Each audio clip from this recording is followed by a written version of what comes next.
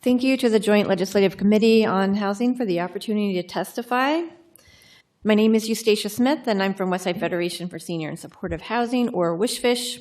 For nearly 50 years, WSFSSH has developed and operated low-income housing for older adults and currently houses over 2,500 residents across 21 buildings in Manhattan and the Bronx. We know intimately that stably housing residents as they age in place depends crucially on providing services along with housing. That is why I urge you to fund the Affordable Independent Senior Housing Resident Assistant Program. This program would fund a staff member in independent affordable senior housing called a resident assistant to assist residents with obtaining a broad range of services that will enable them to age in place even as a person's needs change over time.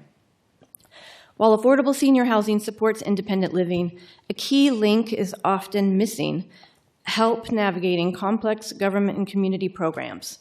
These services can be difficult to obtain and maintain, particularly in a tech-centric world where basic appointments are often made online. Without support, many seniors give up, leading to faster health declines. Sometimes there are barriers beyond just technical. Accessing home health aid services can be a complex, lengthy process, but also can trigger tough emotions regarding loss.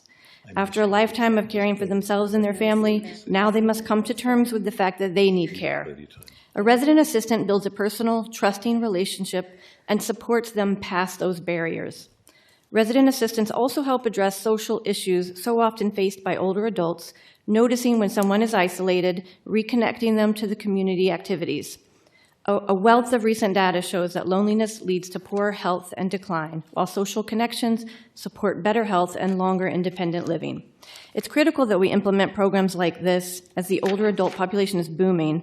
A recent comptroller report shows that while New York City's total population declined by 6.2%, the population of those 65 and older increased by 6.4%. At the same time, long-term care options are shrinking. This program is a cost-effective solution to keep older adults housed in the community, reducing reliance on expensive nursing homes. A similar program funded by HUD provides data that this kind of program works to reduce hospitalizations, reduce reliance on nursing facilities, and save significant dollars. But it is underfunded and only available to a small fraction of buildings that could qualify for it. The resident assistant bill asked for just $2 million per year over 5 years. Estimates from LeadingAge New York indicate that this amount would roughly provide yearly net savings in Medicaid of $4.5 million and would service approximately 1,600 older adults. Help us ensure older adults can age in place and avoid institutional care by funding the Affordable Independent Senior Housing Resident Assistant Program. And thank you to Assemblymember Rosenthal and Senator Kavanaugh and all those who have supported this bill. Thank you. Hi there. My name is Annalise Denio. It's nice to see many of you again. I am a senior policy analyst with LeadingAge New York, but I thank you today for giving me the opportunity to present the testimony of our member, Stuart Kaplan, who is CEO of Selfhelp Community Services. And he's honored to, although he wasn't able to be here, he's honored to be able to share his insights on the critical needs of aging adults across the state. Selfhelp's unique approach to serving all older adults is rooted in its longstanding work with Holocaust survivors, which has taught them that every person deserves compassionate, trusted, and innovative care that respects their life experiences. Today, Selfhelp provides affordable housing, home care, and community-based services to 25,000 individuals in the greater New York City metropolitan area. A 2023 study conducted by the Joint Center for Housing Studies of Harvard University concluded with the well-acknowledged fact that the population of older adults is rapidly growing, and with it comes an urgent need to expand innovative housing solutions that allow older adults to age at home safely and with the support that they need. New York State is no exception to that need. For older adults, the stress of unstable housing worsens existing mental and physical conditions, and unfortunately, Selfhelp is increasingly seeing homelessness in this population and how the provision of housing is life-changing at any age.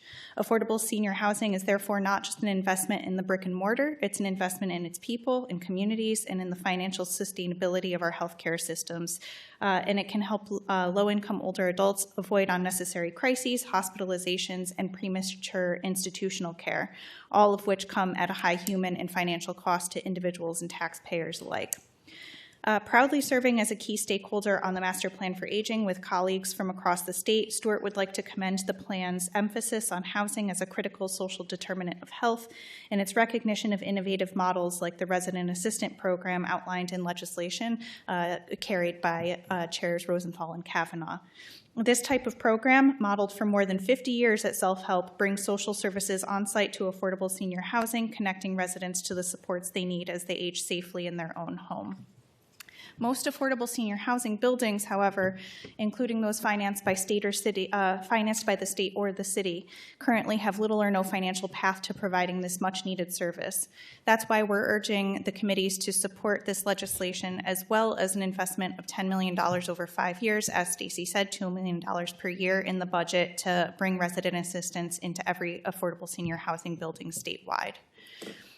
Years of published research has shown us that this model yields extraordinary returns, and by championing affordable senior housing and ensuring on-site services, this year's budget could be pivotal in empowering older New Yorkers who have given so much to our communities in the state, and letting them age with dignity in their communities while safeguarding the sustainability of our healthcare system. Thank you. Thank you.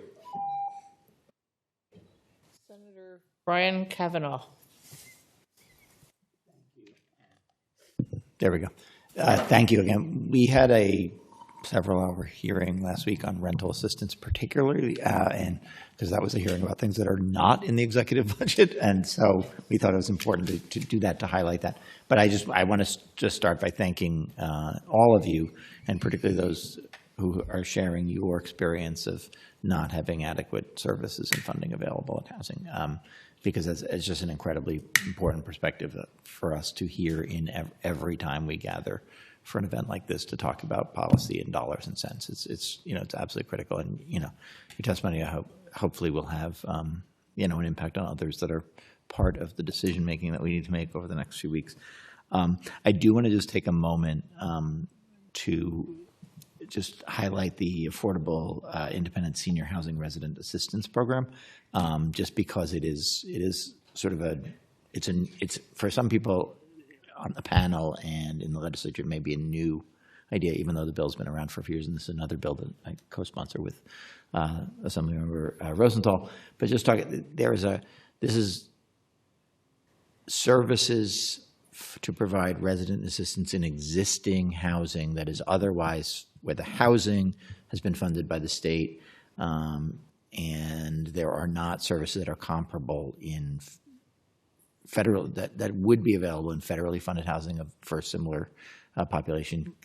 Is that accurate? And can you just elaborate a little more on why that would be so beneficial to provide that? And again, I would just note this is not, most of the things we're talking about today have been capital expenditures. This is an operating cost, which is a little harder for us to do sometimes. But if you could just talk about the need for that.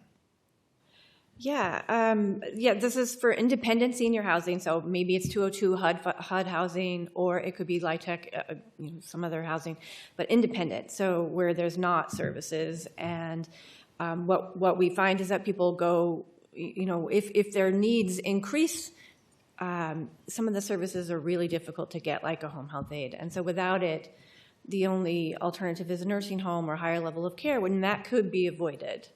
So we see this as an easy way to avoid some of those really expensive. Yeah, and I will say that while there is a comparable program in federally funded buildings, as Stacy mentioned, it's very underfunded, and only about a third of the buildings in New York State that are HUD funded that could qualify for a service coordinator do actually have a service coordinator. And of course, with everything happening at the federal level, that funding is in question. But the resident assistants are available on site and at resident request, and when they need it, to connect them with the services they need.